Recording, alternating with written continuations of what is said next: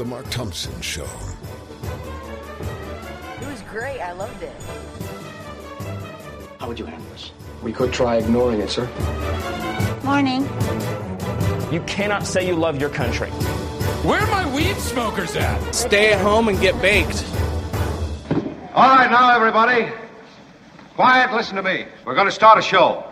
Now, some of you people have been with me before. You know it's going to be a tough grind. But we're going to have a show.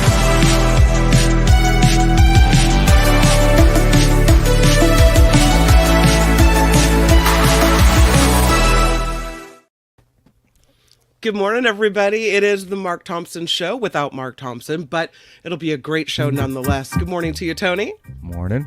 Good morning.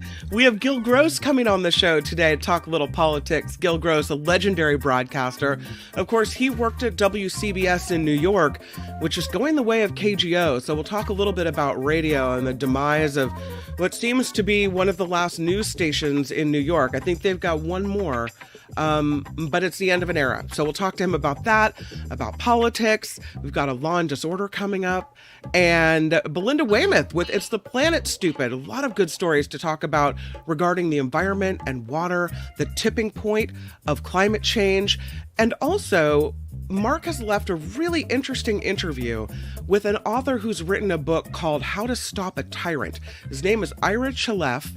And he has this system, kind of like this, blueprint for if there is a rise of someone that's Hitler-esque again, Hitlerian, how would we stop it? And he lays out a system of people in inner circles and outer circles and how we would or should stop this person before they rise to power. Interesting interview that's coming up toward the end of the show. But right now, we've got a lot of things to talk about. And I think it's okay that Mark's not here, Tony. We'll do just fine. We'll be just fine. We'll just move right forward. That's okay. So, Nikki Haley goes on Fox yesterday, and she says something I think most of America has been thinking. Stop the whining. Stop the complaining. I could make this argument from both sides, right? But here she's talking to Trump specifically, and she's saying, listen, nobody cares about the size of the crowds at the Harris Walls rally.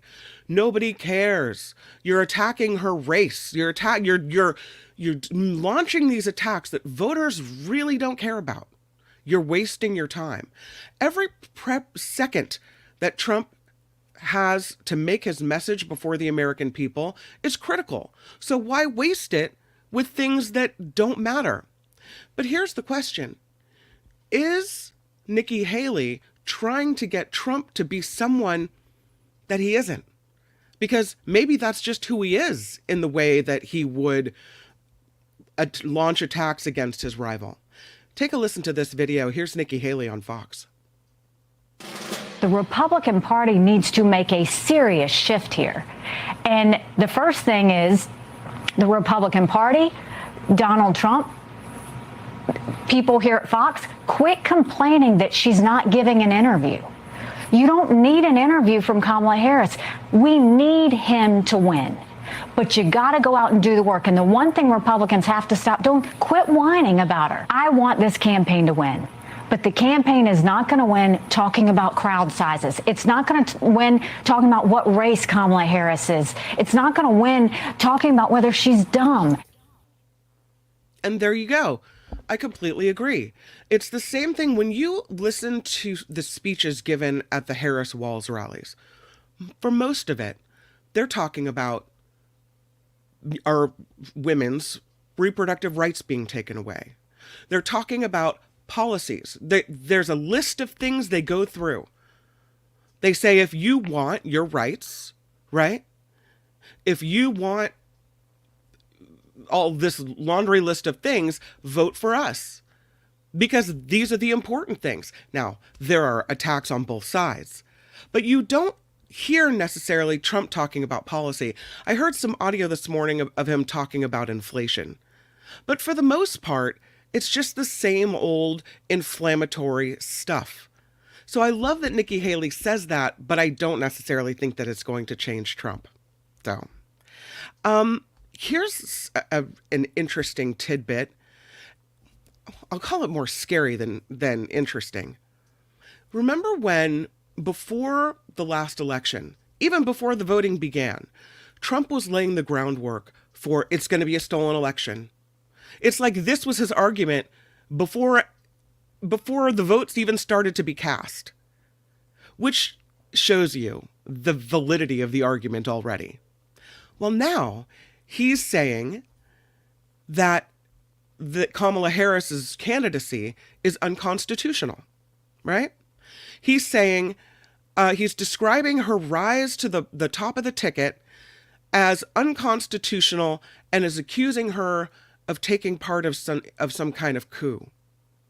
So now political analysts are looking at this thinking, is this him laying the groundwork for some type of legal challenge should she win? Is this him laying the groundwork for some type of cheating allegation should she win? Because that's ridiculous. Absolutely ridiculous. Either win it on the issues or don't. So here's what Trump's campaign spokespeople are telling CNN. When the DNC, Democratic National Committee, nominated her, Harris, they were still within the time frame to submit the required documentation to each of the states to place her name and Walz's on the ballot. The fact that the DNC nominated her has ended any challenge in this regard. So I don't know how he could mount a challenge in this case, but the question mark is there. It's being raised. Is he saying that she staged a coup? Is he saying that her candidacy is unconstitutional because he's laying the groundwork for some type of either legal challenge or civil disobedience or January 6th reboot? Is that what's happening?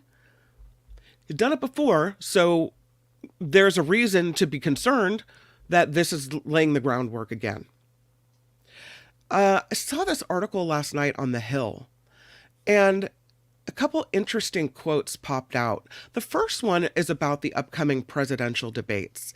And here's what this Democratic strategist, Jamal Simmons, who served as the communications director for Kamala Harris up until last year, has to say. Because you would think that being a prosecutor, coming in strong, the Kamala Harris would wipe the floor with Donald Trump in a debate. But here's what her former communications director says. That Democrats need to remain sober about this upcoming debate. He said, while the vice president is a strong prosecutor and will do really well against Donald Trump, she hasn't been on a debate stage in the last 4 years. So he said, well, I'm sure she'll do well. She's not going to leave Donald Trump crying in a puddle of tears. It might not be what we think it will be. Another quote that kind of, oh, there she is. Yeah, at the rallies. Another quote that stood out to me in this article was regarding Donald Trump. And they said Republicans are acknowledging in private that Democrats are winning the race. This is something said by a former Trump aide, so it's anonymous. We don't have a name to go with it. But the person says we have an undisciplined candidate who should be talking about 3 issues: the economy, the border, and the war overseas, and he can't stay on message to save his life, which really kind of goes along with what Nikki Haley said. He just can't stay on message. Asking him to stay on message seems to be contrary to his personality. So I don't know. We'll see what happens, but we'll talk a lot more about politics when Gil Gross arrives in about 15 minutes. So we'll delve deeper into all of this. But there was an interesting poll out of Florida. Not sure if you saw this. This is a New York, we know the New York Times Siena College poll out of the last week found Harris leading Trump in 3 battleground states, 3 that she needs to win in order to win the election: Wisconsin, Michigan, and Pennsylvania. But this new USA Today Suffolk University poll that came out yesterday shows that Kamala Harris is gaining ground in Florida as well, a place where you wouldn't expect her to. This is interesting because Trump won Florida in the last 2 election cycles. So to have Kamala Harris with a strong showing in Florida is a little unexpected. They've got 1 million more registered Republicans than Democrats in Florida. And so the pollsters were even surprised that she's within striking distance, only 5 points below him. The Florida independents have the vice president leading the former president with 41% to 34%. So independent voters in Florida are gravitating toward Harris. Robert F. Kennedy Jr. is taking 10% of the independent vote. So, But here's what the pollsters say, that it seems to indicate the overwhelming Republican Party registration advantage is partially being offset by Kamala Harris winning independents, especially independent women. That Florida could become more of a battleground state than anyone would ever have expected, especially given that there will be an abortion rights question, Amendment 4, on the statewide ballot, and that could drive the voter turnout, especially among women. Great. What did you expect? What did you expect when you try to take away our rights? That we're just going to sit home and go, okay, no problem? No. You're asking for it now, pal. We're coming out in droves, even in Florida. So, yeah. Again, we'll talk more about politics with Gil Gross, especially the whole X conversation now ending up with a lawsuit filed by a union. So we'll talk to Gil about that as well. But before we do, I wanted to make sure and talk about this story. They're trying to pay this soccer player. Is it soccer? Soccer, yeah. $1 billion to play soccer in Saudi Arabia. $1 billion paycheck. Real Madrid star Vinicius Jr. offered this deal worth more than $1 billion if he'll just play in Saudi Arabia. Reuters reporting that Vinicius was approached by Saudi officials and offered this 5-year contract worth around 200 million euros, that's about 218 million per season, plus bonuses, to join the Saudi Pro League. He hasn't commented. We don't know if he's going to take the deal. God, it'd be hard to turn down $1 billion, wouldn't it? The deal includes a separate 10-year contract to be an ambassador ahead of the 2034 World Cup set to be held in Saudi Arabia. He has not rejected the possibility of leaving the Spanish capital. He's 24. He joined this team, Los Blancos, after playing in Brazil, and he's been one of the standout players. Last season, scoring 24 goals, and 11 assists in 39 matches. So he's a great soccer player. No dispute there. $1 billion, huh? Saudi Arabia getting into sports with golf, and now this $1 billion offer in soccer? I mean, you got to go to Saudi Arabia. You have to kind of maybe tuck your morals and values down, way down deep, in order to muster up the courage to sign that contract. But wow, $1 billion. That'd be hard to give up, but I don't know. All right, Tony, let's get to it. It's Law and Disorder. In the criminal justice system, the people, pimps, addicts, thieves, bums, winos, girls who can't keep an address, and men who don't care, are represented by two separate yet equally important groups. A cop, a flatfoot, a bull, a dick, John Law. You're the fuzz, the heat, you're poison, you're trouble, you're bad news. These are their stories. You ever wonder what would happen if you went to an all-you-can-eat restaurant and there was more than one person, but you only ordered one all-you-can-eat order or on the menu? Busted. This happened at Applebee's, where this woman shared her all-you-can-eat appetizer and she got arrested. Yes, she did. This woman, oh man, it happened. This happened at the Applebee's Bar and Grill and in Portage, Indiana, the night of August 2nd. So there's this verbal disturbance between a female customer and a manager. The manager is saying that the woman ordered the restaurant's all-you-can-eat option, under the impression that she could share it, or the woman said she was under the impression that she could share it with everyone at her table. Who doesn't know that's not the way all-you-can-eat works? She should have read the fine print on the Applebee's website, because it says right there, all-you-can-eat order only valid per person, per order, no sharing. No sharesies, ma'am. So the manager of the place informs this lady, her name is Shaunisa Cobbs, she's from Chicago, that each person sharing in the food is going to have to pay $15.99 for the order of appetizers, each. And that did not go over well with Shaunisa Cobb.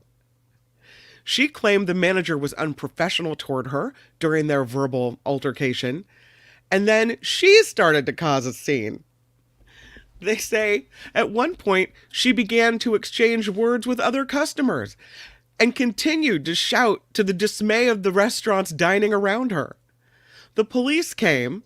They warned her twice, you got to calm down or you're going to be arrested for disorderly conduct.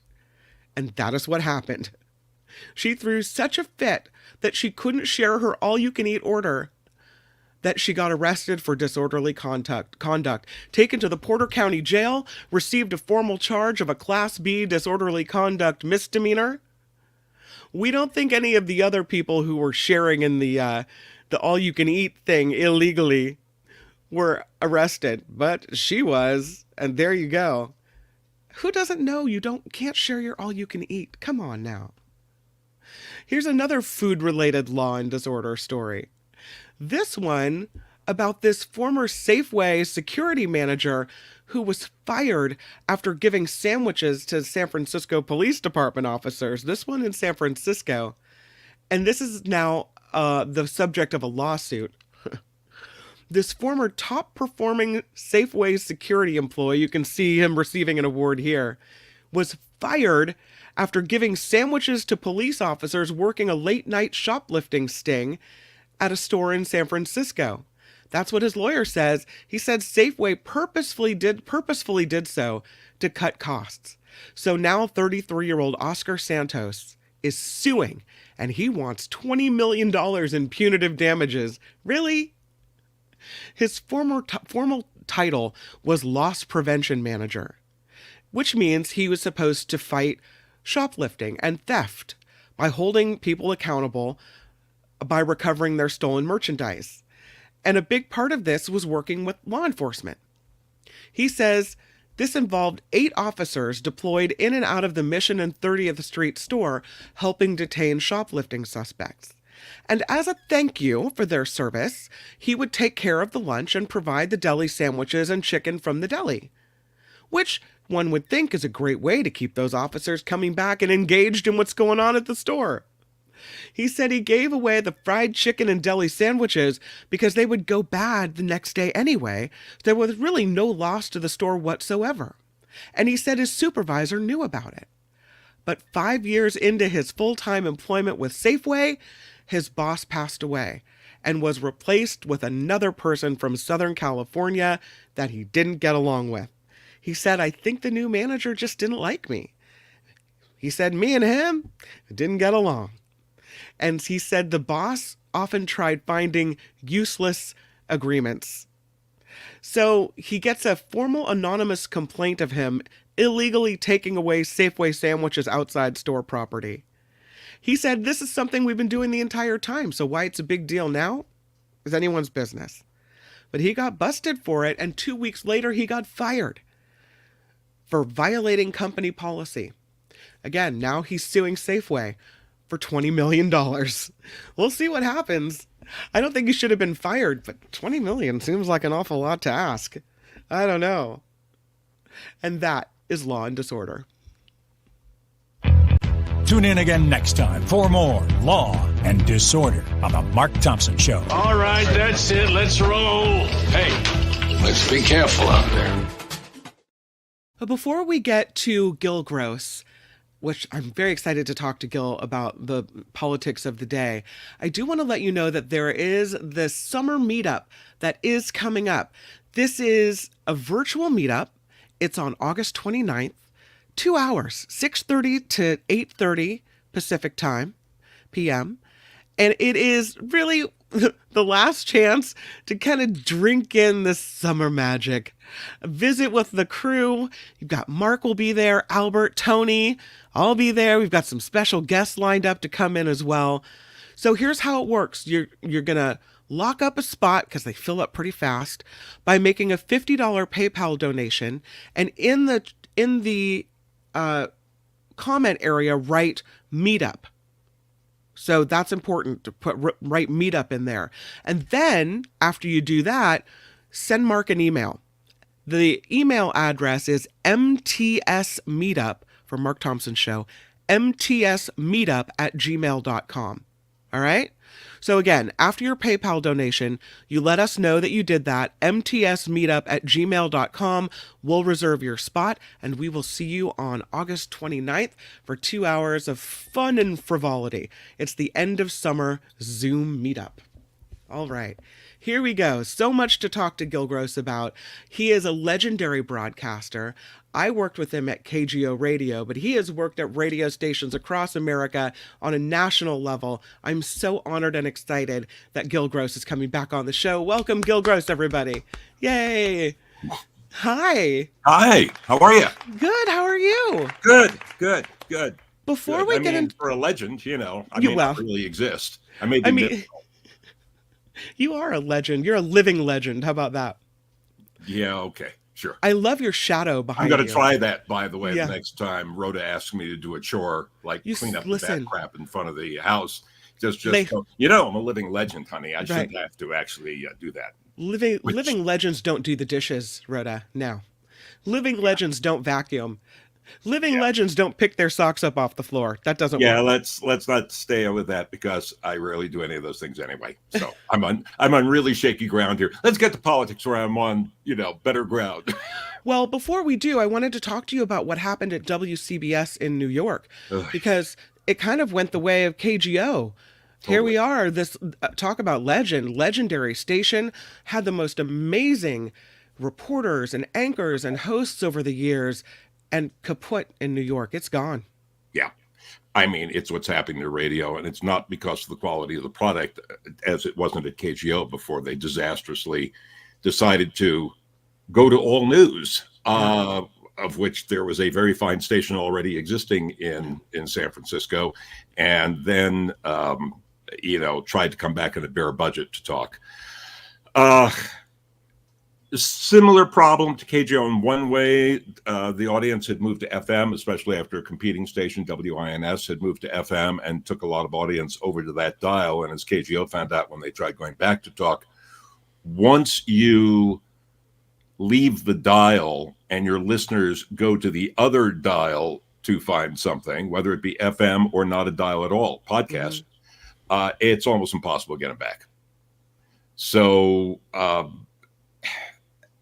for some reason, Odyssey they have an underperforming FM in New York, the block, which they easily could have given to CBS. There were many other things they could have done to get a station in New York, an FM station in New York, and they decided not to do any of those things. I have no idea why, except the people who lead Odyssey are, as was the case with Cumulus and KGO, minimally competent, and I'm being kind, and destroyed another great station. I mean, look, there are some stations that disappear and they're a shadow of what they were. That was not the case at the original KGO, and that was not the case at WCBS. It's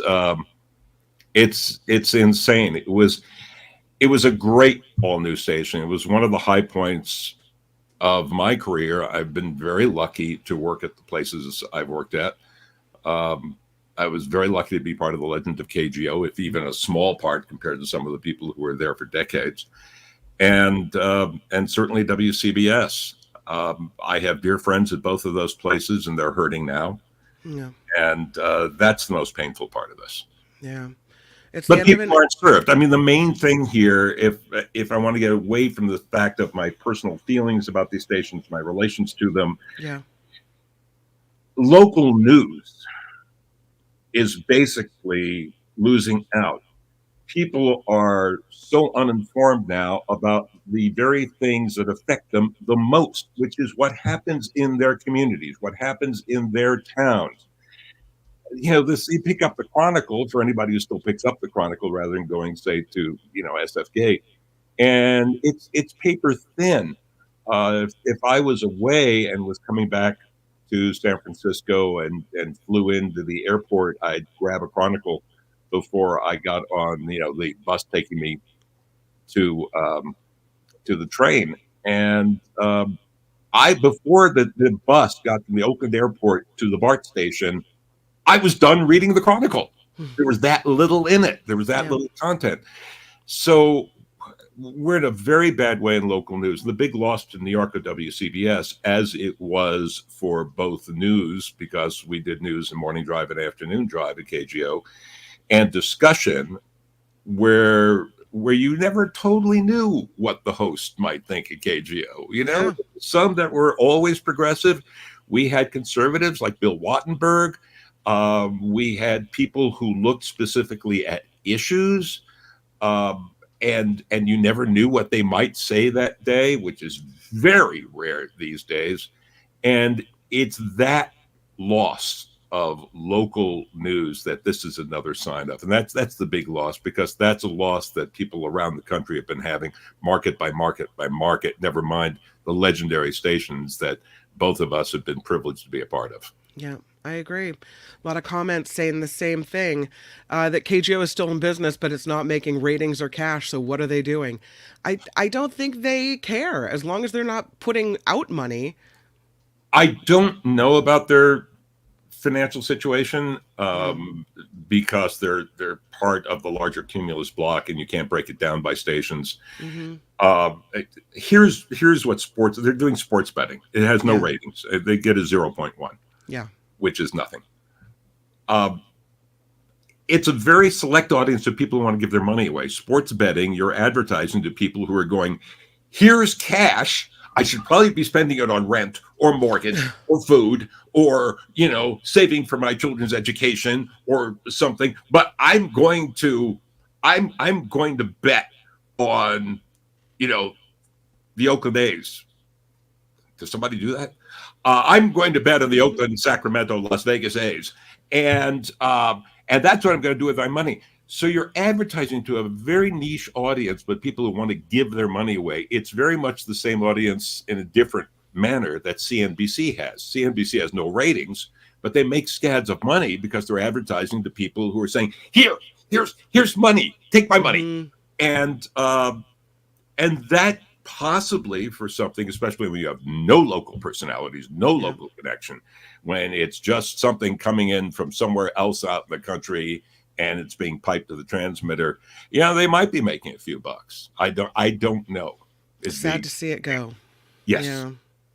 All right, let's go to politics, because we talked a little before you came on about Nikki Haley, and she was on Fox yesterday, and she's saying the Trump campaign is doing it wrong. She says she wants Trump to win, but if he keeps concentrating on race, the race of Kamala Harris, if he keeps concentrating on the size of the crowds turning up at the Harris rallies, that's not what voters care about, and he's not going to win. And she wants him to quit whining and focus on the issues, which I think is contrary to Trump's personality. She's asking him to be somebody that he's not.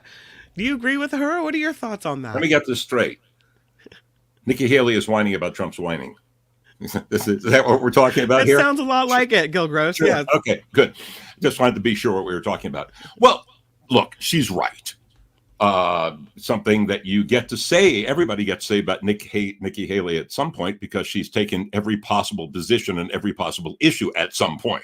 So at some point you get to say Nikki Haley's right, and at some point you get to say Nikki Haley's wrong, because Nikki Haley. Is she right on the issue? Yes. Are you right about Trump's personality? Absolutely. Look, Trump is a sociopath, and I'm not saying that as a knock. It's a psychological condition. It has a lot to do with his parents, who are horror shows.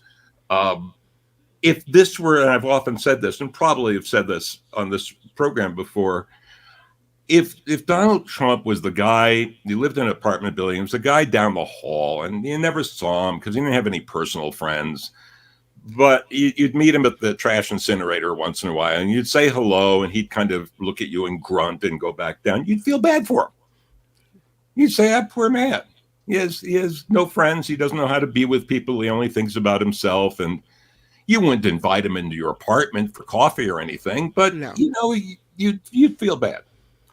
And that's Donald Trump.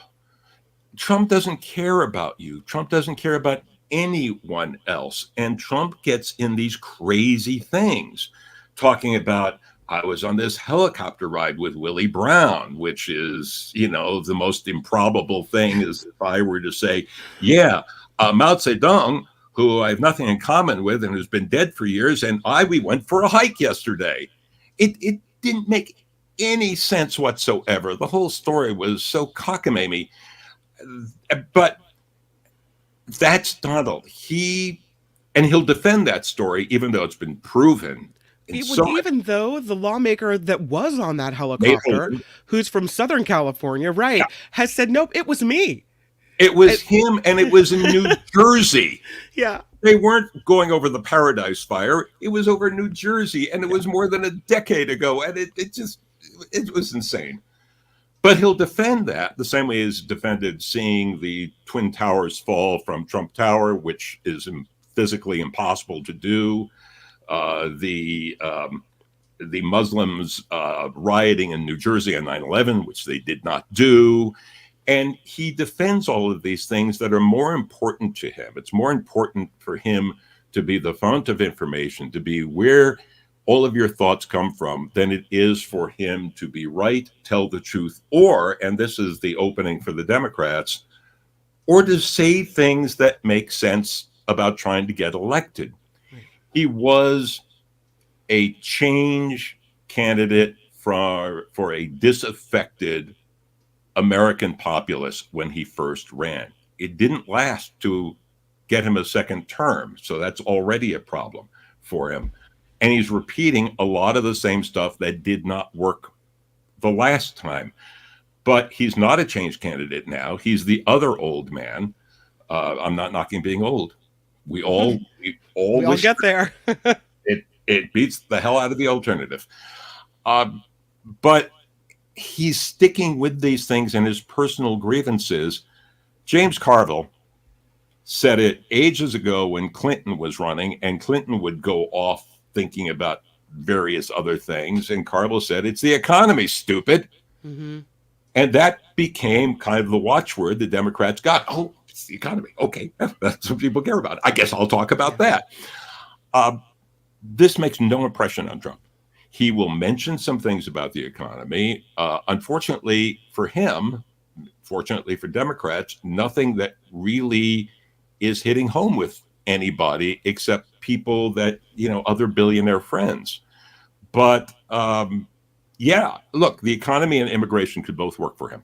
Whatever one thinks of it, those are two issues where if he frames it the right way, it could work for him. And he is going to race, and he's going to made up helicopter stories. Crime is up. It's not. It's down. He's going to all of these other things because of his personality. Mm-hmm. One warning before I release you from my blovations. Remember that though Trump will do that, his super PACs are going to concentrate on issues they find by polling will work. And your TV and your phone and your laptops are going to be filled with ads from Republican super PACs that will concentrate on the issues that Nikki Haley thinks might work. So just because Trump is off in La La Land somewhere does not mean you won't hear a lot about those issues, just not from Trump. Just not from Trump. And it's interesting that you mentioned the economy and the border. The other issue, there were 3 issues that were mentioned that he should be focusing on. The other one was foreign wars, or what's happening in the Middle East. That if he sticks to those 3 issues, that they say he'll be golden. But I just don't think he can. I have a question, though, which is, let's flip the script. Because Democrats look at him and they say, oh, he was slurring in the X conversation with Elon Musk, or they see maybe that it worked with Biden saying he was too old, so we're calling Trump too old. were launching some personal attacks on him, not that they're not true or warranted, but should Democrats be sticking to the issues as well instead of trying to counterattack Trump's personal attacks? Maybe. Yeah. That's as slippery as I'm going to get here. Maybe. And here's why. Remember when Obama ran the first time, he didn't run on issues. He made you feel very much like the Harris campaign. Mm-hmm. He made you feel good. He didn't run on his record. He barely had one. He had been on the Senate for only a couple of years. It was, I'm change. I'm obvious change. I'm a nice guy. I smile a lot and all of that. He didn't really run on hard issues. And so does that work? Yeah, it can work. Now, Harris, over the next couple of days, is giving economic speeches. Trump is supposedly giving one too. And so we may get some hard things, but it will be interesting. She has gone up so far, and, these things can spin on a dime, but she's gone up so far based very much on, wow, she's younger, she's got energy, she seems to listen to people, she seems to talk to people. She's got this vice president who people seem to like and all of that. I feel good about that. That has spun the election. Hasn't spun on an issue yet. Yeah. So we'll see what happens by that. We'll see what happens by that when they debate. There's going to be at least one debate, less than a month away now. And, we'll see how much issues do play into it. But yes, there are especially some progressives. Jonathan Chait, the columnist for New York Magazine, is really upset that Harris isn't talking more issues. I think she will, but we'll see how comfortable she is with that. We don't know that yet. Well, she says she's going to come out and talk about economic policies sometime this week, but I've read other kind of analysis of how the campaign should roll, saying, listen, as you said, she's running on this feeling of hopefulness, right? This upswell, this momentum, people feeling this youthful change. And if that's working for her, then she shouldn't come out right now and talk policies and the nitty gritty, because people get weighed down in that instead of letting them get carried away with the feeling that maybe it wouldn't be so good for her campaign to really get down in those policies. Yeah, it's possible. Look, Eisenhower got elected in 52, not on policy. In fact, nobody knew whether he was a Republican or a Democrat. In fact, nobody knew during his presidency really what his personal leanings were. And in fact, when ABC hired him as I think it was 64, as a convention commentator, somebody cracked what causes Eisenhower's sudden interest in politics. This was a two-term American president. So, happy days are here again with FDR, Camelot with JFK, Reagan telling his stories. Reagan ran It's Morning in Ronald Reagan's America. Right. What the hell did that mean? Nobody knew, but nobody knows. Sure sounds good. Makes you feel happy, right? A lot of campaigns do work on that, and a lot of campaigns that get mired in issues. First, political debates, that presidential debates that we ever had on television and radio, the Kennedy-Nixon debates. What was the big issue of the Kennedy and Nixon debate? If anybody remembers, raise your hand. No hands, Kimoy and Matsu. What? Yeah, 2 islands out in the Pacific. And the fate of those 2 islands, that was the big debating point. Kimoy and Matsu. Mm-hmm. Did anybody a week later care about Kimoy and Matsu? Have you heard about either of them in the news ever since? No. But Kennedy was the bright, fresh face. Yep. And Nixon was, Nixon. And it's possible that Harris might stay away from issues. She's got good arguments on the economy. Our inflation has fallen steadily. We have the best inflation rate of any of the countries that faced what was an international situation. Is it a great thing to campaign on? No, presidents don't really have much control over inflation, frankly. You know, the Fed, maybe, but the presidency, whether it be Trump or Harris, not really that much. On immigration, Trump keeps calling her the immigration czar. Look, Biden never really gave Harris much power.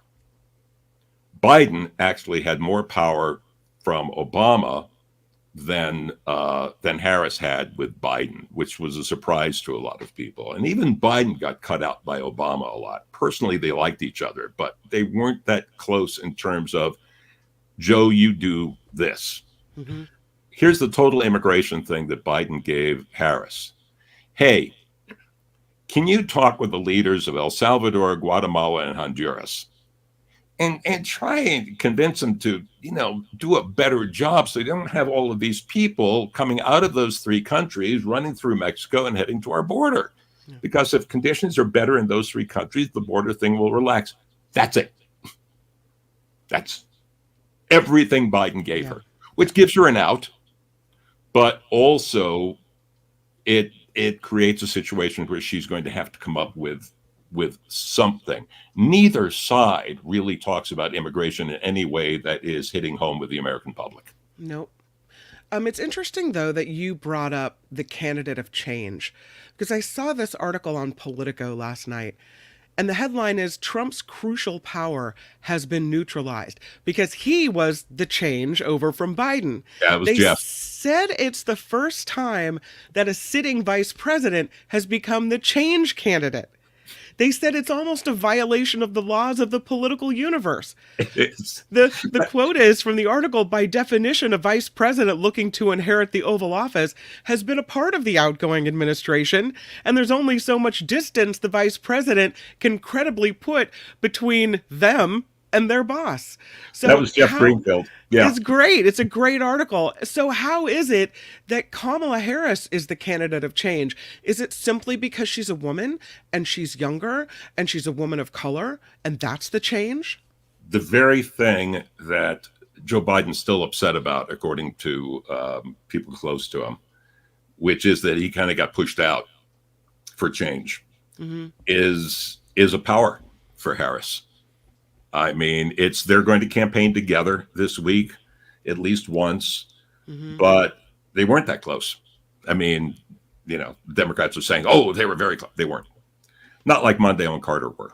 That was a real working relationship, which is rare. JFK put LBJ on the ticket to essentially A, get him out of the Senate, and B, hope that it might help him take Texas, which he did, but Texas was still a red dog Democrat state in those days, and then never talked to LBJ again. FDR talked so little to Truman that Truman didn't know there was a thing called the atomic bomb being worked on. So they didn't have a close thing. So that makes Harris look like absolute change, not just because she's a woman, but because of age. Biden's performance in that debate, which accentuated the age issue. Trump's performance with Elon Musk might increase it for him. But there were other vice presidents who could have done that. Gore should have distanced himself from Bill Clinton. He felt he couldn't because Clinton made him vice president, put him in the position to run for president. He looked But disloyal. Clinton in those last days was unpopular with progressives because he had pushed people like Robert Reich aside and brought in people like Dick Morris, because he signed the Defense of Marriage Act, which was against gay marriage, because of his welfare reform that forced women who had just given birth to go back to work in a couple of weeks, something that even Dan Quayle thought was wrong. I spent an evening with Dan Quayle and Donna Shalala when all that was going on. And it was amazing to see the two of them, who never would have voted for one another, saying, yeah, no, that's too soon. You can't send a mom back to work like after a couple of weeks. That's insanity. And Donna was Secretary of Health and Human Services at the time, and she thought it was crazy. So Clinton was very unpopular with Democrats at that time. And then, of course, there was all the sexual stuff. And if Gore had pushed away from him and said, I'm changed. Yeah, I was his vice president, but I wasn't in charge of things. And that is not the way I would ever act. And it really pushed on that. He might have won. He came close anyway. Mm-hmm. And he might have won that. So does Harris have that kind of going for her? Not something she planned on, but does she have that going for her? Is that a meaningful thing of change for a sitting vice president? Unusual. Gore was in a position to make that happen, decided not to. And is it a positive for her? Yeah. And is it rare? Yeah, sure. Absolutely. It's rare. Did you see the conversation between Trump and Musk on X? I saw parts of it. Yeah. It's kind of painful. And 2 hours of that. It gets a little, long. But they had this moment where they talked about labor and unions. Stupid. And they kind of really dissed union workers. And now the United Auto Workers Union is filing federal labor charges against Trump and Musk for threatening to intimidate workers who go on strike. Yes. So here's what they said. This is Trump calling Musk the cutter for, letting workers go, and praising Musk for his anti-union stances. Trump said, I look at what you do. You walk in and you just say you want to quit. They go on strike. I won't mention the name of the company. This is Trump talking. But they go on strike and you say, that's okay. You're all gone. You're all gone. Every one of you is gone. Yikes. Yes. Which I should remind you, even though these days we think about Starbucks and Amazon and people and Tesla, certainly the biggest non-union, I think the only major non-union automaker in the United States. President Reagan did that to the flight controllers. Mm-hmm. So there's a history here. When I said stupid, what I meant was politically. I mean, I'm a union man. Mm-hmm. I'm a member of SAG-AFTRA. I picketed I work for, I do programming for CBS now, and I picketed our corporate daddy, as John Oliver likes to call whoever owns HBO any particular week, Paramount at the time. That all said, it's stupid because, and this has surprised a lot of us, unions are more popular than they ever have been. You look at any polling about unions, and it's like the approval rating is like averages 76%, which, by the way, shocks even union leaders. Mm-hmm. Are like, what the heck? And it's because corporations overplayed their hand. They pay their CEOs too much. They pay them too much in obvious ways. There are some obvious ways. Yeah, just expense everything. But they do it in public ways that show up in their SEC filings and things. So there's no hiding it. And people are scared about AI, just as they were about automation years ago. AI will create some jobs. It will do some good, but it's going to destroy a lot of jobs. And people are upset about these things. And that's made unions more and more popular because people like Howard Schultz and Elon Musk and, everybody over at Amazon, Bezos, and the people who have now followed him in that job are making so much money and have overplayed their hands so badly. When you hear about Amazon drivers having to, pee in the bottles that they with them in order to make enough deliveries in time, people are sympathetic. The problem with those union numbers is unions were still so savaged over the years that even though unions are more popular than ever in polling, they also have fewer members than ever because of the destruction that took place over years. But there's no particular point of having two billionaires beating up on unions when you're trying to get working class voters in swing states to vote for you. It's not a good look. Mm-mm. It's an insane thing to do. I mean, it may impress his billionaire friends and get them to give more to their super PACs and things like that. And for that, I guess, okay. But in terms of getting any votes, it's insane. Well, it seems like, though, working class folks, seem to have blinders on, those that are Trump supporters, because he's never going to be on the side of the working class. He showed that during his term in office. So you're going into it blindly thinking that he somehow has your back, and he never has. Did you watch Dallas? I did watch Dallas. And who'd you root for? Who was your favorite character? You know, isn't it the craziest thing? J.R. Ewing. Yeah, of course. The villain Nobody of the ever whole says Bobby. thing. Exactly. Nobody ever says Bobby. It's J.R. It's this guy who's getting away with murder and stealing money from people and ruining people's lives. There's a certain part of America that loves that, even against our own instincts. Oh, that is the best analogy. Why did we like him? Part of it was the way Larry was he sympathetic? I mean, there was something about him.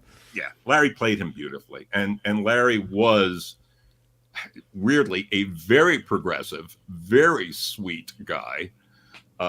When we lived in Los Angeles, Larry and his wife had, it wasn't their kids, I think it was a nephew or something that had gone to the same school as our son.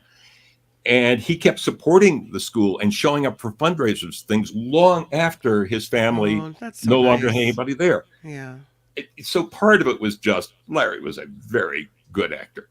Yeah. But when you get beyond that, because we could choose people from Dynasty and a million other shows like that, Americans love scoundrels. Yeah. It's because I wasn't born into a rich family, but maybe there's a way I could become rich if I could just somehow, and it's a fantasy because most of us don't want to do anything like that, but if I could just sell my soul for just a little, like, I'd have this nice house and stuff. Like, it's an American fantasy. Sure. Trump, to a degree, because remember, he used to be a liberal Democrat. He gave tons of money to the Clintons. The Clintons were at the wedding when he and Melania got married. Trump, for a lot of people, he was this guy that they never heard of from Queens, even though his father was a multimillionaire. And now he's this celebrity, and he's on Howard Stern, and then eventually he gets The Apprentice and stuff. And maybe that could be me. He wasn't a rags to riches story, but he was a who the hell is he to riches story. Mm-hmm.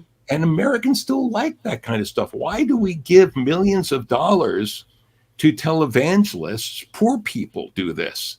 They give it to televangelists who come right out and say, I need another jet plane. Yep. I only got 3. I need a 4th jet plane. And, other than you want to sing a Gordon Lightfoot song a lot about leaving on a jet plane, what possible purpose would there be in that? But people will give it to them. We love our rich people. Crazy. We do. It doesn't make any sense in terms of facts, but in terms of emotions, it's something that if you're dealing with politics and you're dealing with personalities and things, you have to deal with. There's a story that I wanted to ask you about before we go. Sure. I have so many things still left on my list of things to ask you, and we're running out of time. But this is this retired Republican senator.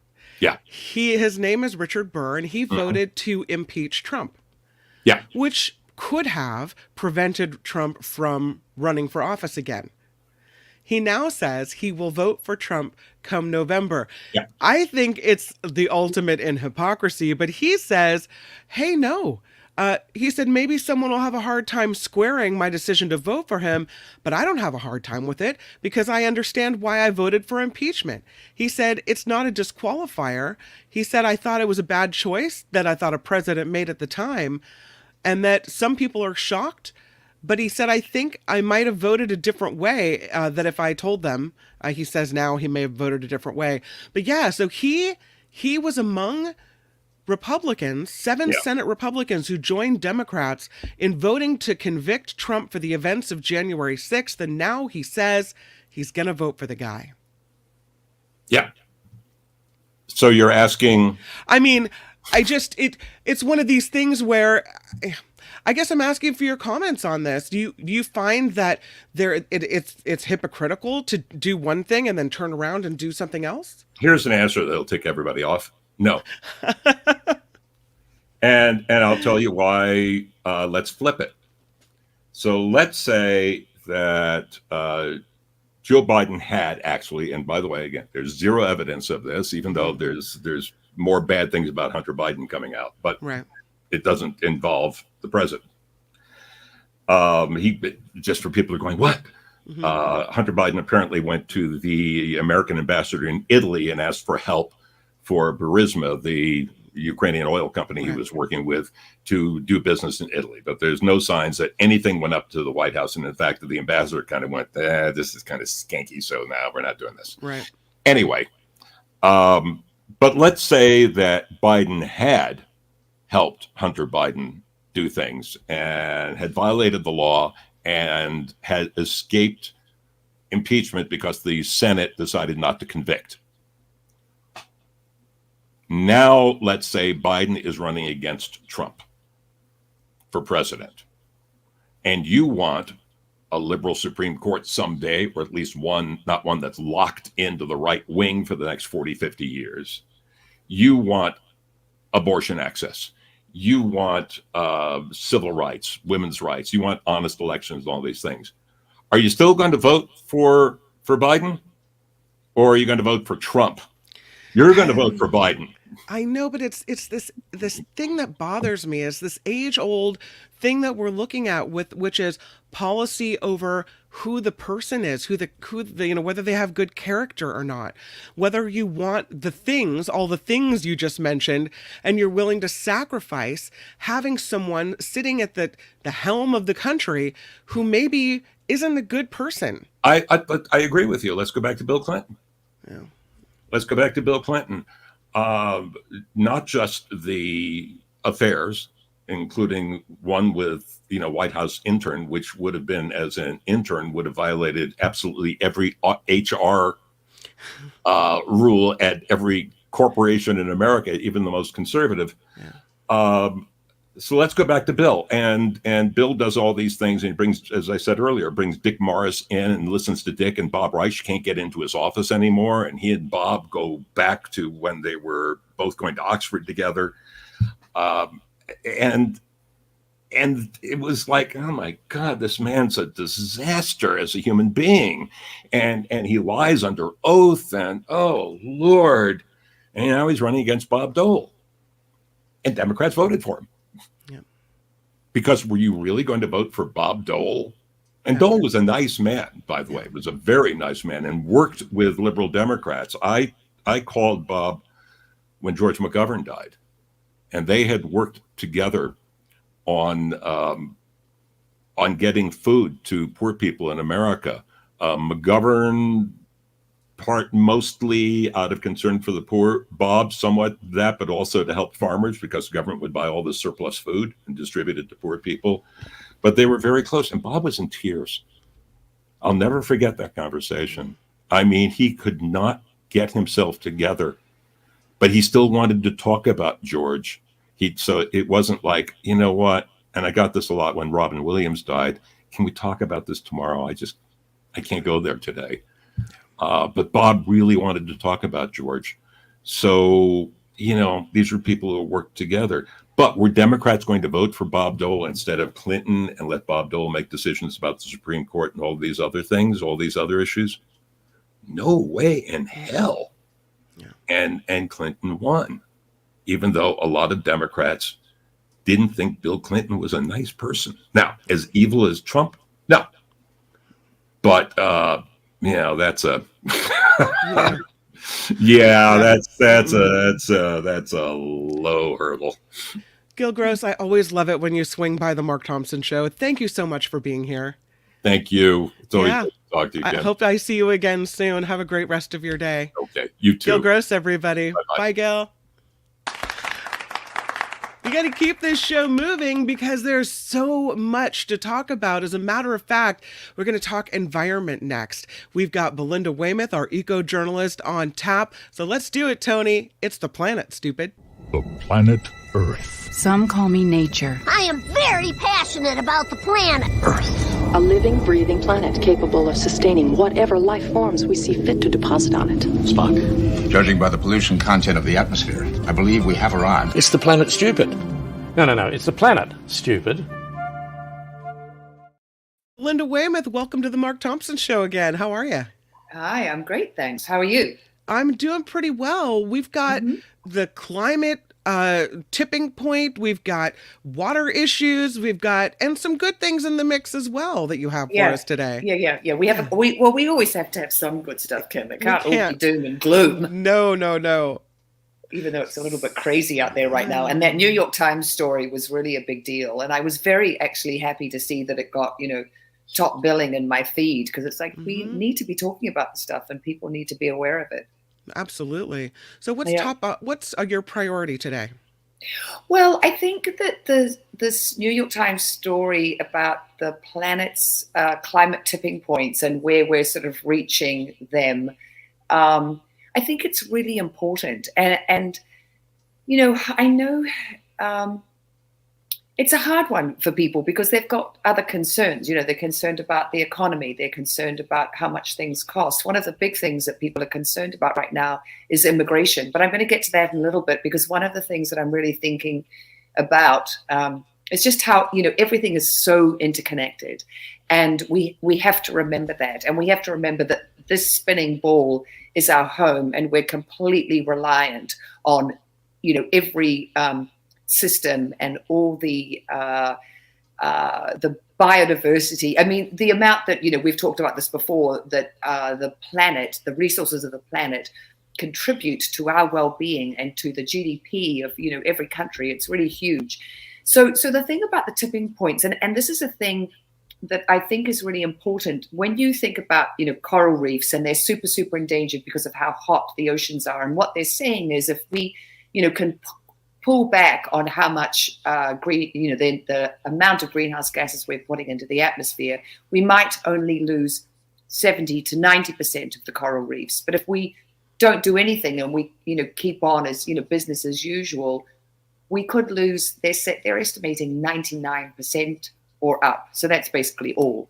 So the thing about tipping points is, think of a dial. With a dial, it's very nuanced. You turn it up, you turn it down. But a tipping point isn't like a dial going up and down. It's more like a switch. And when you flip that switch on, it's very hard to flip it off. And this is why it's so important that we really, take greenhouse gas emissions down. They're supposed to be down 64%.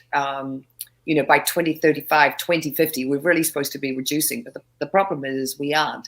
And so what this article in the Times was talking about was things like coral reefs and where they're at, the melting of the permafrost, the big, we've talked about before, the circulation in the oceans, the Atlantic meridional circulating current, AMOC, which is hugely important because that brings the warm water from the west coast of Africa over to the eastern seaboard, and then up from the US east coast up to Greenland. But the problem is as the Greenland ice sheets melt, they're putting all this fresh water, into the ocean, and that could really upset, this really important circulation current that, moves nutrients and oxygen and all these important things, around the world. So I suppose that what really concerns me is that we're not on the right path yet. We're not reducing our emissions as fast as we can. And it was interesting because Australia has been in the news. There's good news with Australia and there's some bad news. Well, one of the things about Australia is they produce a huge amount of the Earth's greenhouse gases because, they're only 0.33% they only represent 0.33% of the world's entire population. It's only 26 million people who live on that great big, desert continent island. But the problem is they have huge fossil fuel, reserves, and they're not slowing down. In fact, they're going even faster. And what's crazy is, they have this new Labour government, and everyone thought, well, the Labour government is really going to, get the environmental policies, under control and heading in the right direction. Well, they're not. And I tweeted the story this morning, and my thing is like, did they take a playbook out of the GOP's, a page out of the GOP's playbook, drill, baby, drill? Because right now they are putting 4.5% of the global emissions up into the atmosphere every year. 0.33% of representing the population, but 4.5% of the emissions globally. They're second only to Russia. And there's a great graph in the Guardian story that I sent. Maybe Tony or Albert could put it up, and it shows where Russia is, where Australia is, and Australia is huge with coal, and then we come in. The US comes in at third because of all the oil and natural gas that we're exporting. But like big exporters, we Australia, the US, and Russia, we export so much of these fossil fuels to other countries. So the greenhouse gases happen, the emissions happen elsewhere where they're used. Yeah. So, actually in Australia, not so much. But what they really need to be doing, like if they could, they're exporting to, highly developed countries, to Japan, Taiwan, South Korea.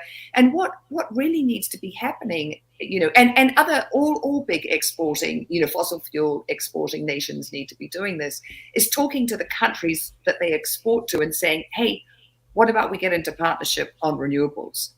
Because, I'm sort of beating the drum every week.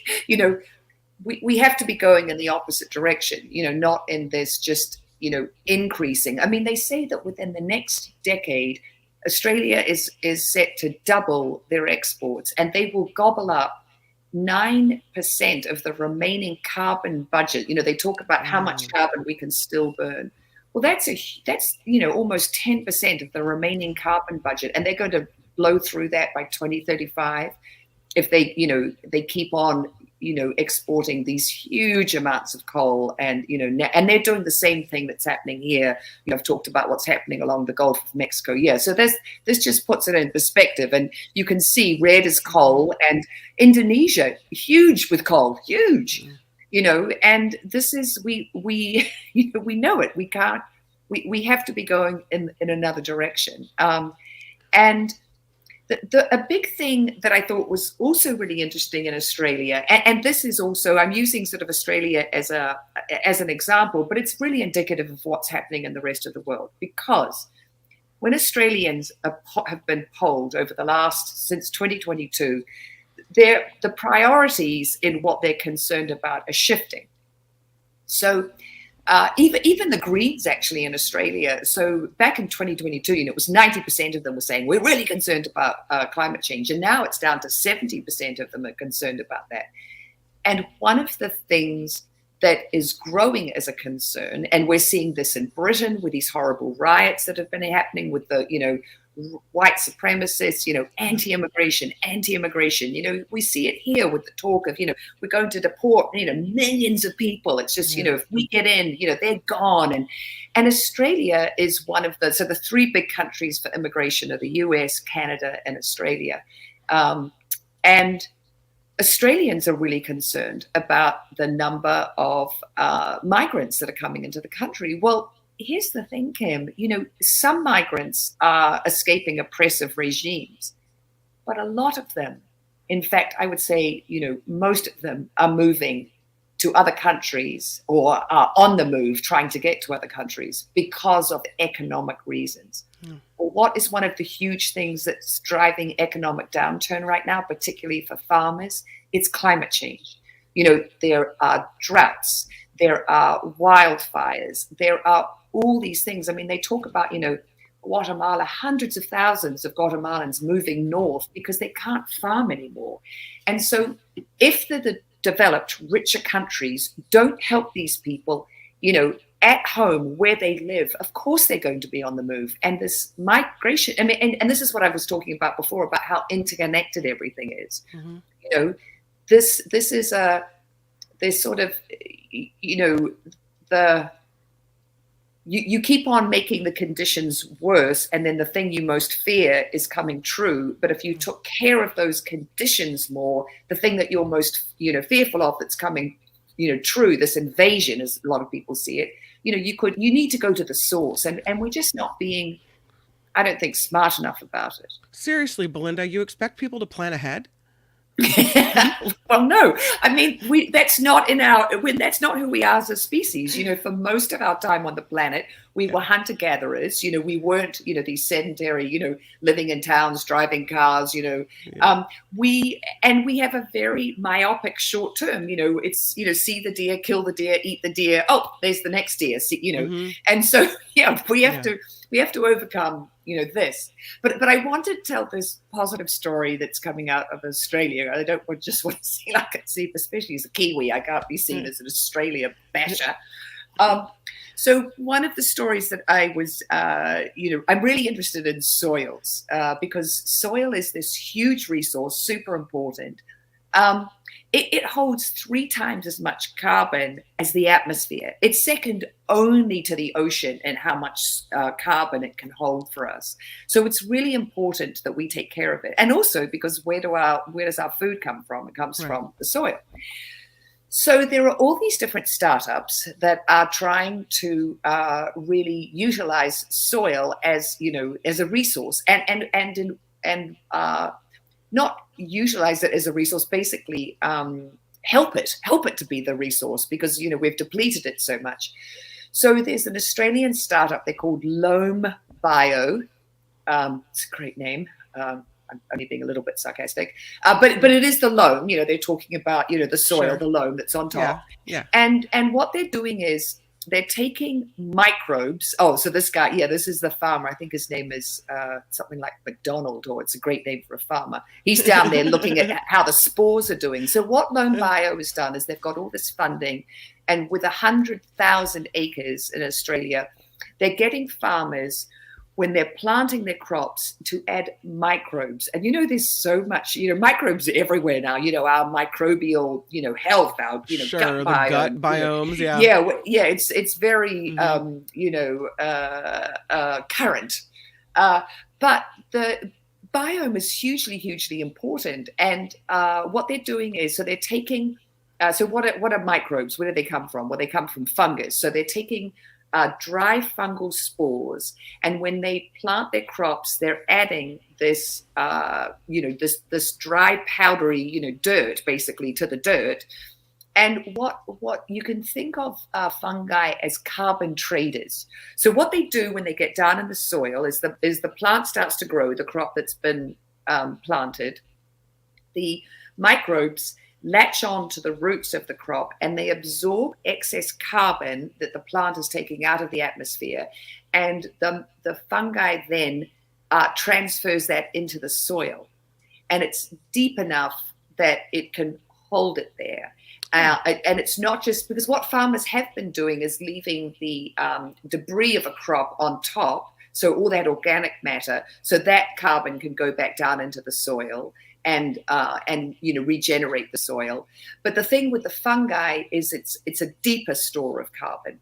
And as I said before, soil has this incredible capacity. It could absorb 1/7 of our carbon emissions a year. 5 gigatons of carbon could be being absorbed by the soil. So it's a hugely important resource. And it's interesting because, of course, agriculture is a huge generator of greenhouse gases. But how can we grow better crops that are more sustainable and take care of the soil and really use it as the carbon sink that it can be? I mean, I just have to mention this because I really love it. When Pete Buttigieg was running for, was a potential presidential candidate, for the Democrats, he talked about soil and what an incredible resource it was as a carbon sink. And the fact that he was so literate about soil, I mean, I love him anyway, but that made me go, wow, this is,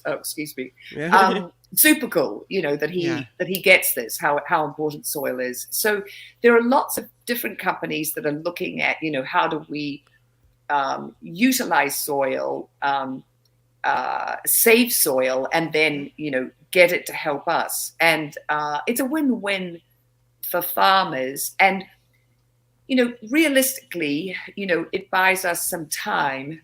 Yeah, so you see the carbon being sucked through the leaves through photosynthesis, the CO2 getting into the soil. I mean, there's so much going on under the soil. And this is the thing, we're very much, it's sort of like the ocean, out of sight, out of mind. We don't really think about, what's happening in spaces that we can't see.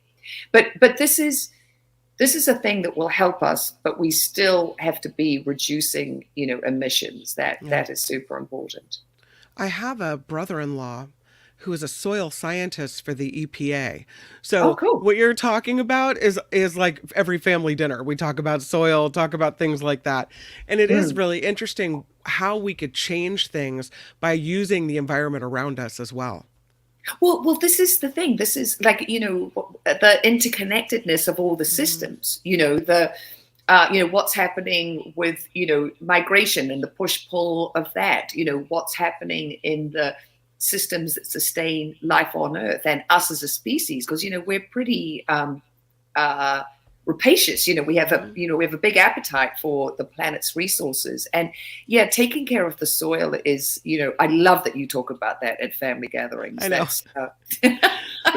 We're a bunch of eco nerds over at my house, so that's just the way it is. Yeah.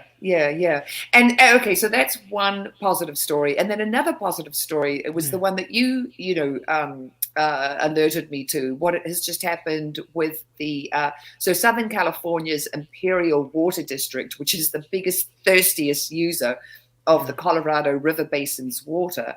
And the fact that it has, made a deal with the federal government to leave 700,000 acre feet of water, in Lake Mead. I mean, that's really that's huge. A pretty big deal. Yeah.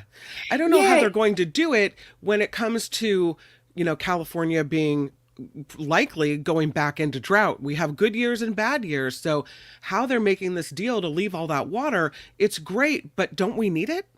No, here's the thing. It's all about agriculture. So what the federal government does in return for the water district saying we won't take that water out is they're funding conservation projects. And the conservation projects that they're funding are crops that use less water and then conservation techniques that farmers need to put into play.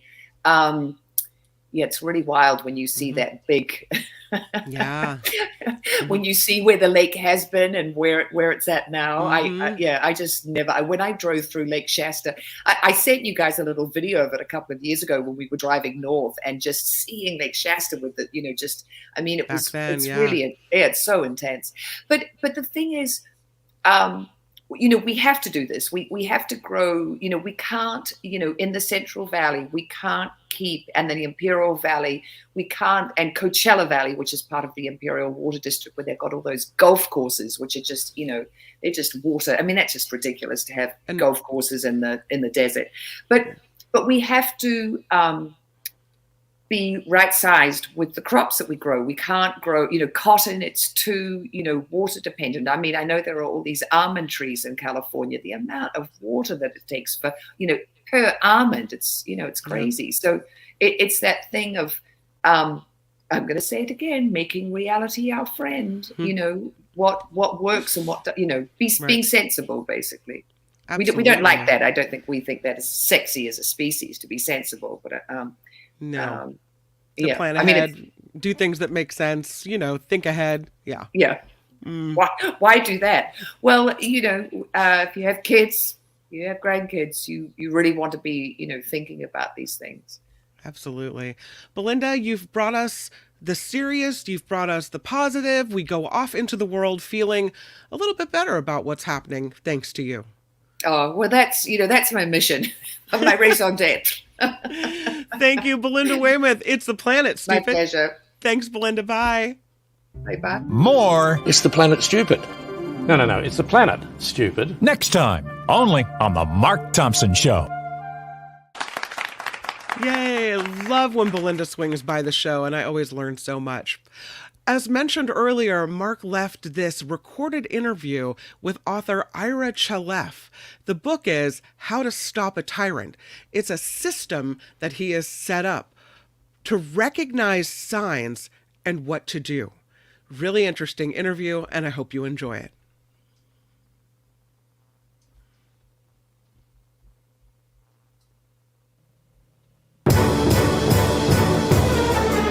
The Mark Thompson Show. It was great. I loved it. How How would you handle this? We could try ignoring it, sir. Morning. You cannot say you love your country. Where are my weed smokers at? Stay at home and get baked. Right on, everybody. So excited that you can be here, and I'm excited to talk to an author who has a book that has met its moment. The book is called To Stop a Tyrant. And believe it or not, before you think anything or say anything, it is a nonpartisan take on this moment in political history and those things that go into birthing tyranny. But we'll get into it in a big way with the author who joins us now, Ira Chaleff. Hello. How are you, sir? Thanks, Mark. Good to be here. Great to have you in the mix. Wow. I mean, as I say, your book couldn't come at a more opportune moment. The Power of Political Followers to Make or Break a Toxic Leader is the subtitle to Stop a Tyrant. And you break down tyranny in a way that suggests, and a tyrannical leader, in a way that suggests that there are support structures that have to exist for that tyrannical leader to take over. Yes, exactly. Interestingly enough, Mark, I'm a little bit of a renegade. Most of the scholarly work over the last decades have been about leaders, and my fascination has been with followers. I come from a family in which my maternal grandmother lost her whole family in the Holocaust in World War II. And as a young child, I became fascinated in a very emotional way. Why did people follow when they shouldn't? And in one way or another, ever since then, I've been seeking answers for that. And I hope this book makes a contribution to answering that question. Certainly not an ultimate answer, but hopefully puts a few more pieces of the puzzle in place. Well, what an interesting way to approach it, because we do seem to focus on the personality associated with the tyrannical leader. Let's say a Stalin, a Hitler, those who famously have risen and been so destructive both to their own people and to countries around the world. Yet you suggest that there is an enabling of them, and that is done by their followers? Yeah, that's very well put. Exactly. There's at least conforming, in other words, saying, okay, I don't really agree with this person, but what am I going to do? I don't really have much power. I'll go along with it. Or colluding, saying, yeah, well, I think this guy is going to help us clean up the mess that I perceive in the world. And yeah, I know they got some worrisome behaviors, but I'm going to put my weight against them as well. So those are two kinds of followers, the conformist or the colluding.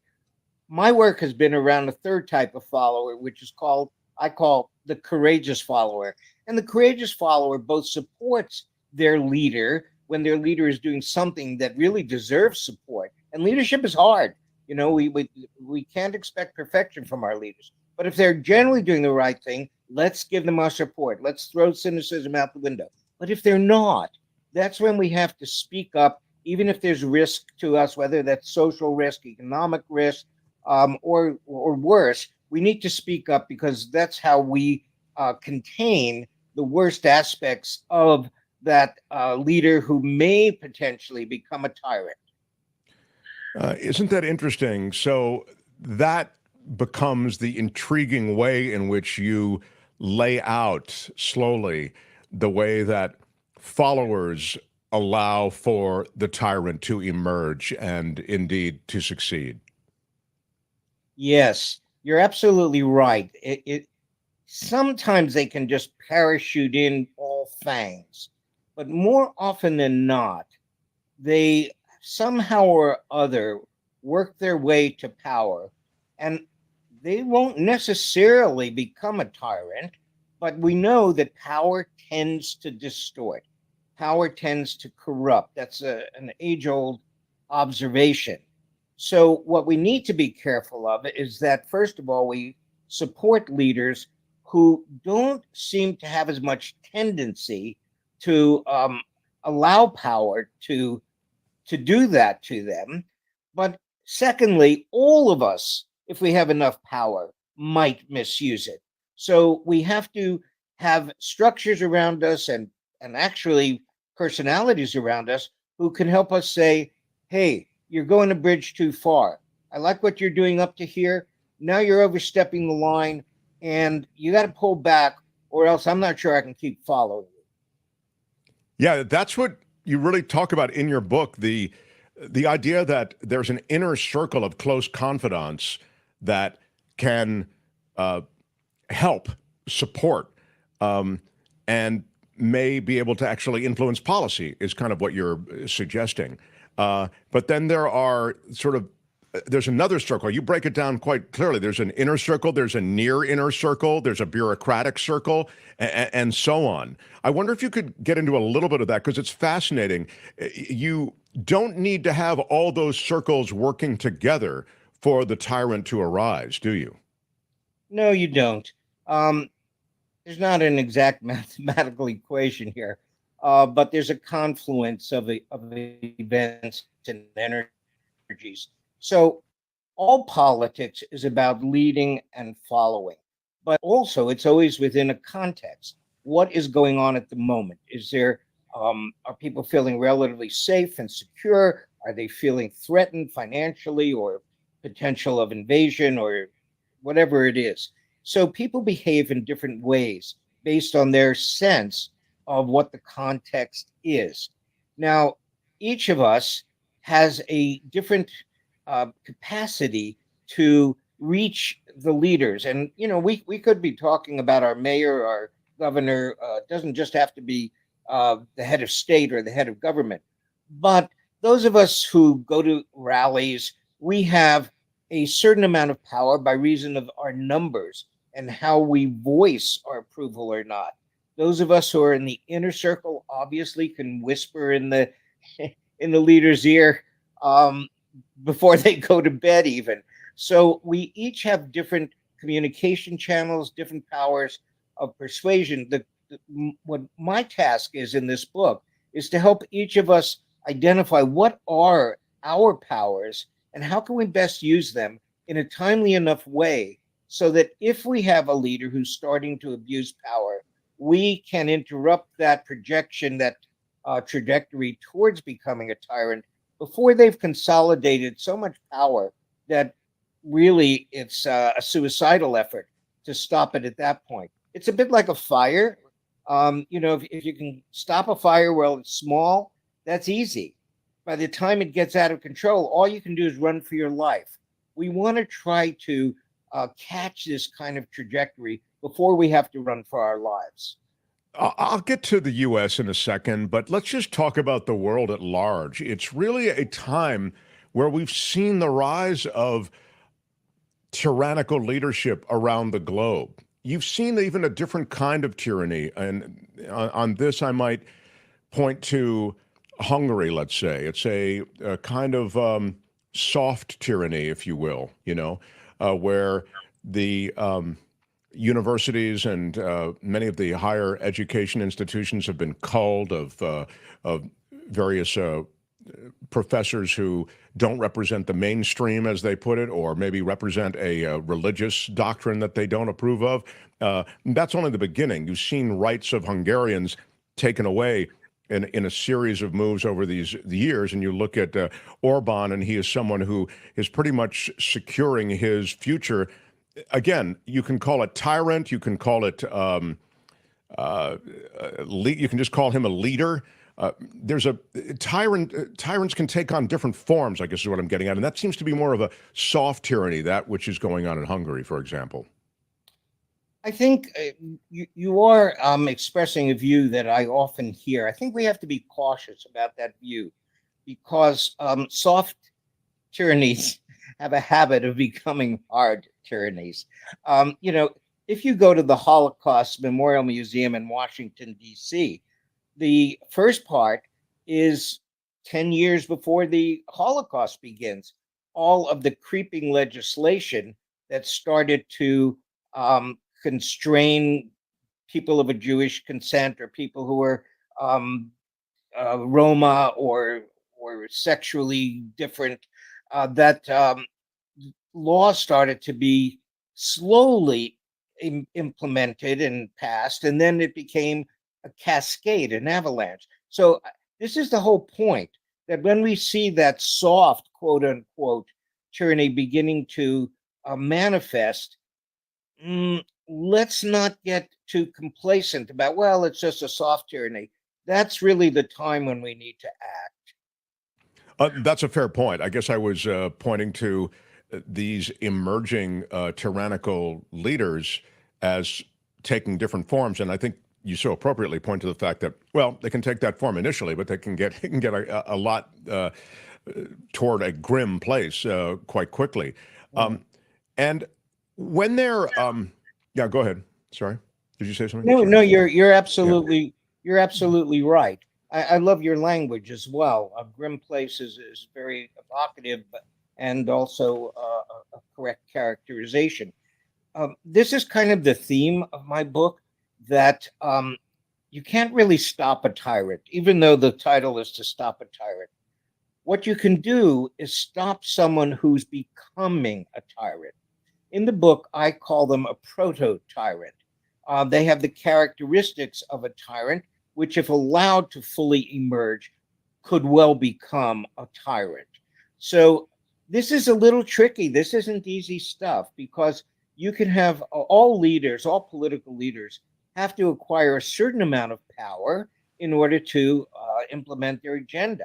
So it's not just the act of acquiring power, it's the act of acquiring more power than is necessary within a democratic political system to get something done. And we have to be careful, because there are philosophies out there that say, democratic system is pretty inefficient. And guess what? It is pretty inefficient. And an autocratic system can seem very attractive under certain circumstances, but there's a great risk and a great price to pay. So in a mature democracy, we have to understand that there's going to be a certain amount of sloppiness in trying to deal with our problems. Don't dismiss them, don't give them a free pass because of that, but also don't give up on the democratic process. Instead, learn how to use it better, and learn how to get our leaders to use it better. That's our role as democratic followers, and not democratic could be, with a small d, Republican. Small Democrat. d, I know, I get it. Yeah. Just the process itself, and it's such an interesting thing to hear you mention something which I was going to touch on, and that is the notion that there can be a kind of chaos, societal chaos. Maybe it has to do with protests that take over cities. Maybe there are, you can sell the notion that there are so many people coming in from south of the border. It's a completely chaotic situation. What do we do? This is just to reference our country. And that there are law and order issues in America's cities. There's smash and grab robberies. Everybody's in greater danger than ever before. This is a notion that's sold regardless of what the actual statistics are. And the idea is, guys, wouldn't you rather have me in charge? I mean, this is the implied notion. And now you have law and order, and you have respect for justice, and I'm going to shut all this stuff down, and the trains are going to run on time, and life's going to be good again instead of the chaos. It seems as though that's frequently the primordial ooze from which tyranny rises, Yeah, well said, Mark. So I make this observation in the book that it's important to step back every once in a while and look around. You can go to New York City and you can hear, oh my God, there's these smash and grab robberies, or there's been a crime on the subway. At the same time, the reality is that literally millions of people are coming to work every day, getting their job done, going home safely, getting their groceries, the trash is being removed, the kids are going to school. Yes, the schools could be better, but life is generally working. Now, unfortunately, we know, and I'm not dissing the media. The media is absolutely necessary to a democratic system.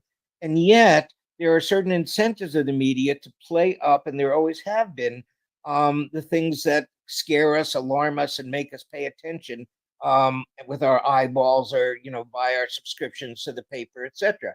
So we have to step back again as mature adults and recognize the information we're being given. Where is it coming from? Who is it serving? How do we evaluate it? How do we put it into context so that we can make as much as possible good, rational decisions from both sides of the political aisle, rather than scaring us into then saying, oh my God, we need a savior right now. And that takes us down the dark path to a potential tyrant. Yeah, and it's funny, you have dealt with Republicans and Democrats, and within a wide range of government agencies, you've operated with both sides of the aisle, which is why this piece that you've done, To Stop a Tyrant, the Power of Political Followers, finds an audience with both sides of the aisle, because you're not, a party-specific guy. But it is interesting that in this new political season, there are documents of the sort that, for example, Project 2025 it lays out, the documents that sort of lay out a system by which government would be transformed. And in the transformation, the process by which there might be some checks and balances built into even those who have government jobs at a lower level would be protected from just being replaced by party loyalists. I mean, thousands of party loyalists or loyalists to a leader. So again, I don't mean to try to pin you down in some kind of partisan way, but I do wonder about when documents or strategies of that sort come to our attention, how you process that in the body politic. We scream about it, those of us who, I can just say that I am partisan. I'm scared by that kind of thing. And so I talk about it a lot on this show, but sometimes it doesn't punch through. And I wonder how it's processed, this sort of thing, when you become aware of a growing strategy to take power any way they can get it. How does that get processed, or how should it be processed? Well, I think you do need to take it seriously. When someone is saying this is what they're going to do, you need to take it seriously. Now, having said that, and again, I could be accused of, trying to equalize both sides of this, but there is a way to step back, because just as folks on the left are really worried about if the right gets more power, that it's going to dismantle our checks and balances.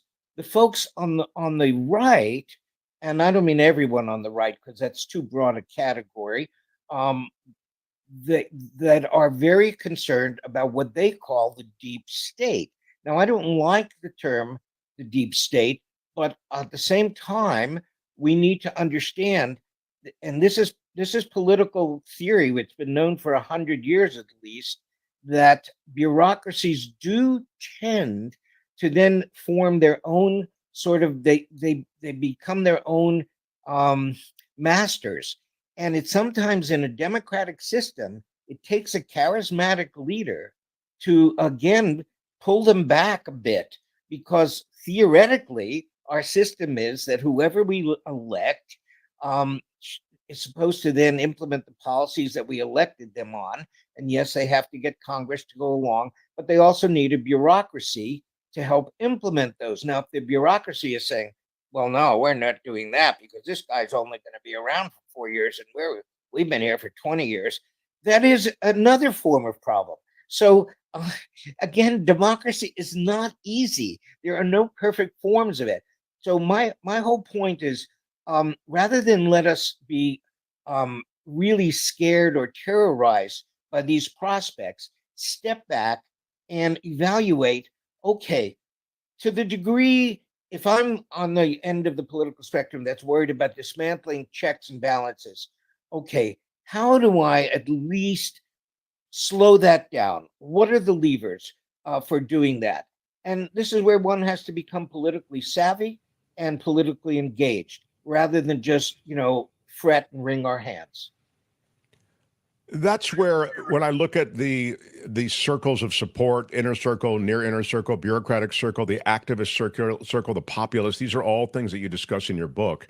And these are all things that help support the rise of a tyrant and essentially the sustaining of a tyrant, When you talk about political activism, as this is just beginning, as you can see the train coming, the tyranny train coming down the tracks. Where do you insert yourself? Not you, I'm talking about. Where does one, with their political activism, insert themselves? With the populace, with the activist circle? I mean, and just to use your terms, which I think really beautifully break everything down, in what groups are you likely to make a difference or be able to, hold things up?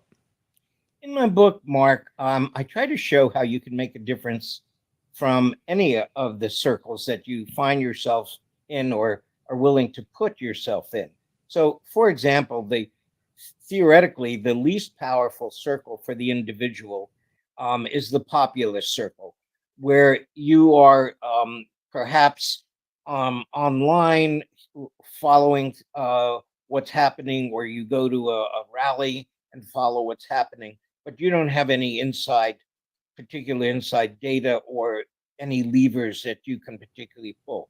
Okay, let me give you the most fundamental example. And actually, there's a classic photograph from Nazi Germany where everybody is saluting Adolf Hitler, and there's one guy who's not saluting. He's not saluting. He's taking a stand.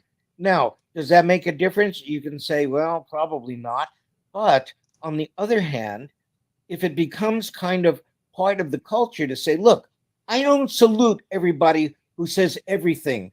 I salute people who say things that are really helpful.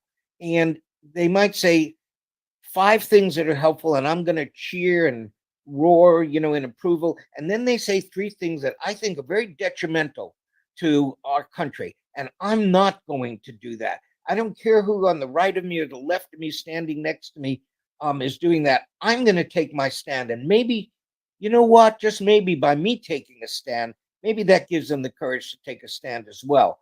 Now, you can go beyond that, of course, and say, I'm going to get more involved. I'm going to go into the activist circle. And then you have to look at the various mechanisms that are available to you.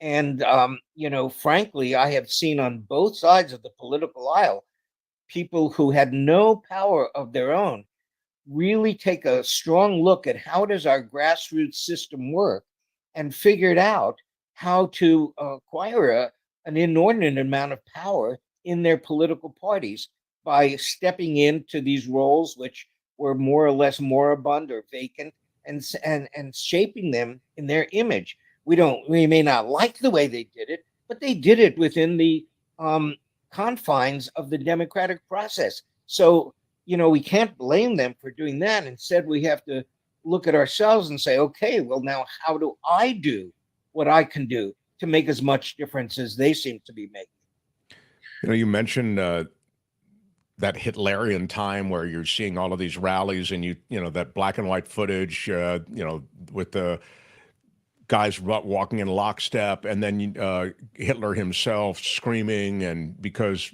we don't speak German, most of us, it just sounds like the ranting, and how could anybody go for this guy? I saw within the last year 2 things. Same speech, kind of that I've just described, with subtitles, and then same speech where they dub Hitler with English. And it is scary because the verbiage used, the speech given, mirrors the speeches that you hear today about immigrants and about their destroying our country, and it's absolutely scary. I mean, it's so wild that for decades I just thought, God, could anybody go for that? That screaming madman. And then when you actually see it transformed, it's like, oh my God, because that screaming madman is just like our screaming madmen today. And people go for that. They like strong leadership as well. That's part of the rise of a tyrant, isn't it? I mean, yes. Ira, people are drawn to the charisma. Yes. So there are sort of a classic formulas for how proto-tyrants become tyrants and win people over. One of them, this is a little bit of a jargony term, but it's othering, saying we're the real Germans, we're the real Americans, we're the real Spanish, whatever it is. And these guys are not. They're the other. And they're destroying our way of life.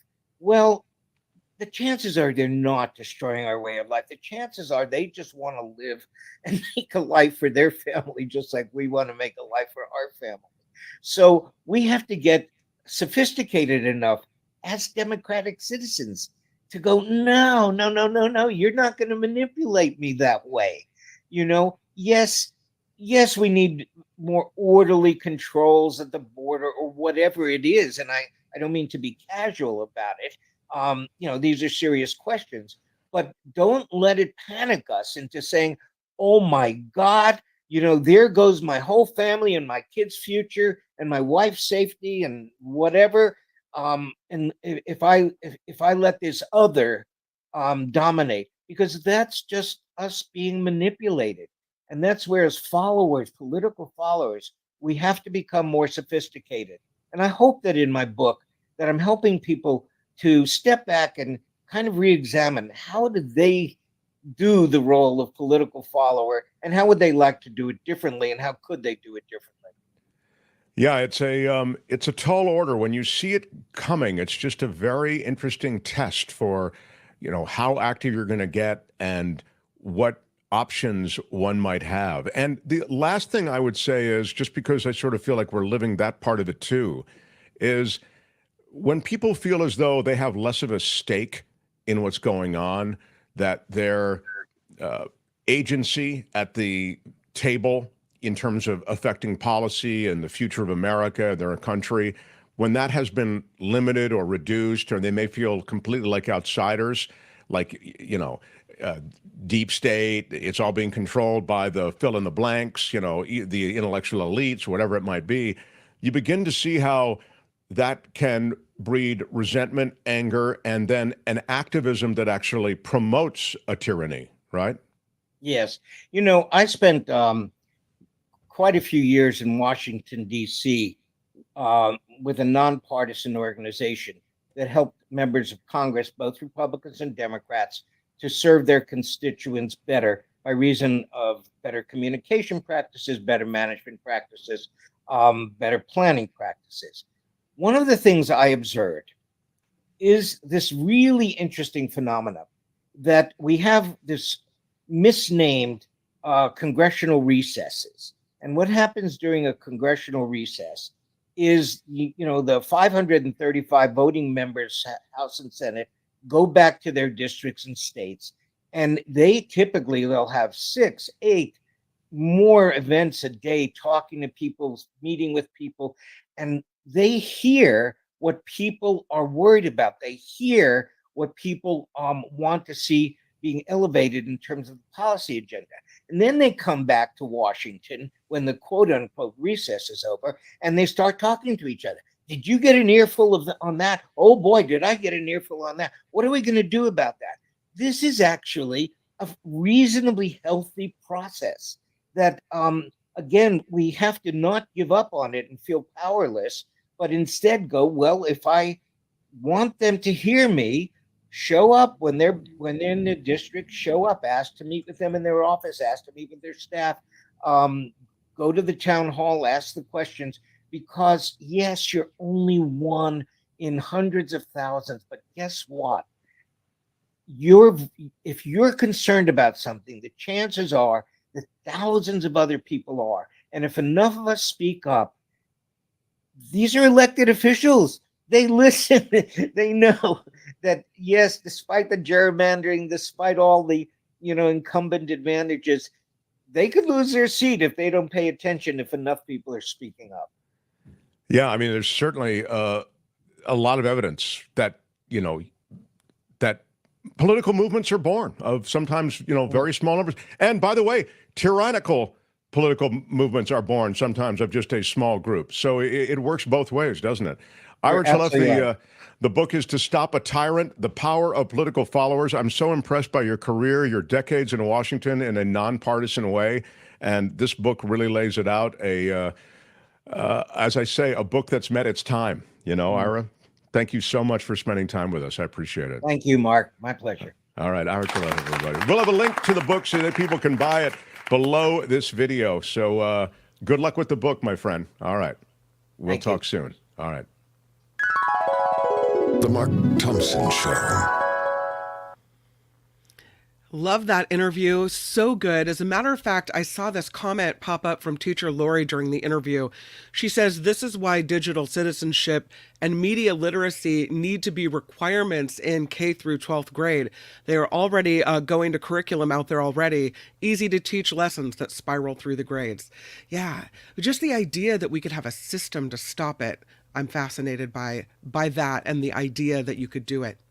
This is the Mark Thompson Show. I'm so grateful that you are here. This show is sponsored by CoachellaValleyCoffee.com. And I think I have it here. I got a letter from Coachella Valley Coffee, a little postcard with my last order of tea.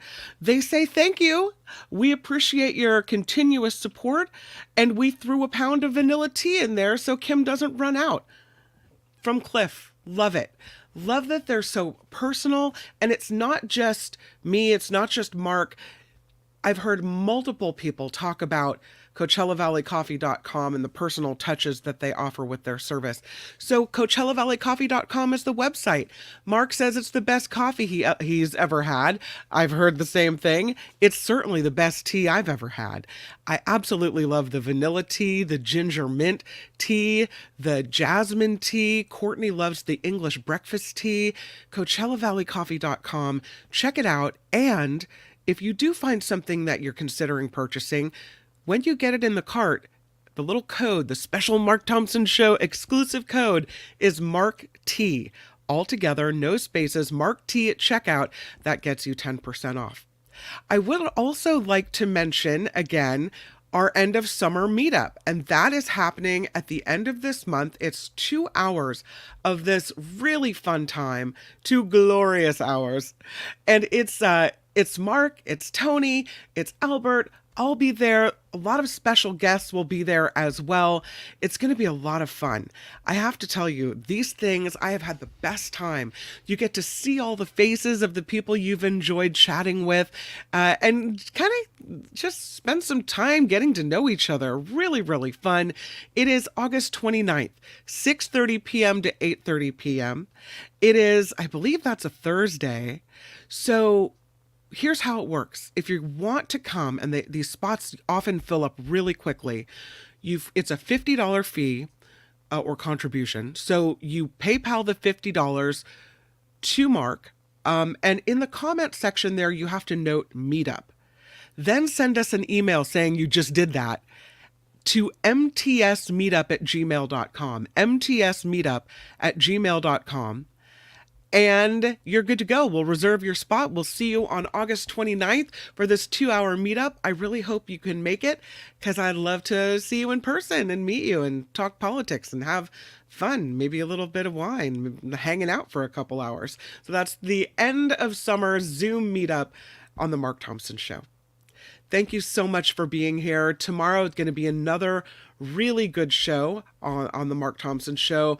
We've got David Katz coming up, and a great interview that Mark has left behind with a person running for Congress in Georgia, talking about what's happening with elections there and how that could possibly kind of spread out to the rest of the country. So we'll do that interview. We'll talk to David Katz, and I hope you'll join me tomorrow.